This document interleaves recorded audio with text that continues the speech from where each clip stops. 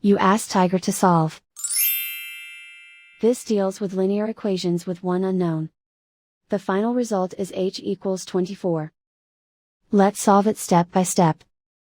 Group all constants on the right side of the equation. Add 1 to both sides. Simplify the arithmetic.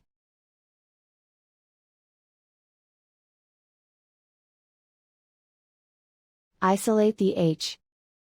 Multiply both sides by 6. Group like terms.